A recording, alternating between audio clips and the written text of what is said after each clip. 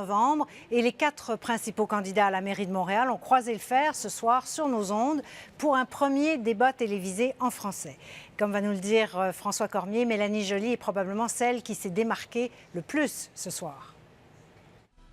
Bonsoir, mesdames et messieurs. C'était leur 5e rencontre, mais le premier débat en français à la télévision.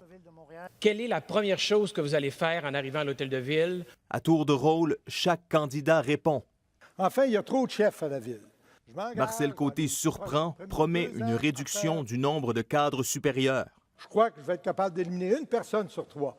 Denis Coderre, tout comme Mélanie Joly, promettent d'aller jusqu'au bout pour contester la Charte des valeurs. Si la loi passe, j'irai devant les tribunaux comme maire. C'est Mélanie Joly qui, des 4, a le plus tenté de faire sa marque. Moi, je suis pas comme M. Coderre et je suis pas la mairesse des banlieues. Elle lance plusieurs flèches à Denis Coderre, questionnant l'intégrité de son équipe, en critiquant aussi sa principale promesse sur la lutte contre la corruption. On n'a pas besoin d'un inspecteur général comme M. Coderre va vous parler. On s'est inspiré des meilleures pratiques dans le monde et c'est ce que Michael Bloomberg a fait. Denis Coderre réplique. À New York, il y a un inspecteur général. L'inspecteur général, c'est une police du contrat. Mélanie Joly critique aussi le projet de tramway. Selon elle, sa proposition de service rapide par bus est bien meilleure. 130 km, en fait, c'est 8 fois moins cher que le tramway de M. Bergeron.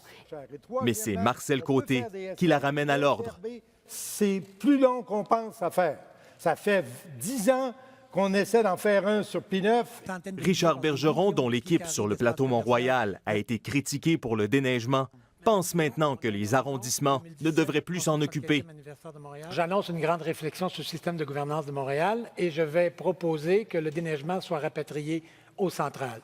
Questionné par le public, chacun promet d'améliorer le sort des familles. Montréal ne doit pas être une ville de condos.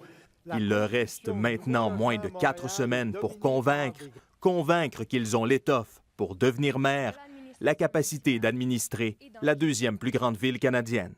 François Cormier, Radio-Canada, Montréal.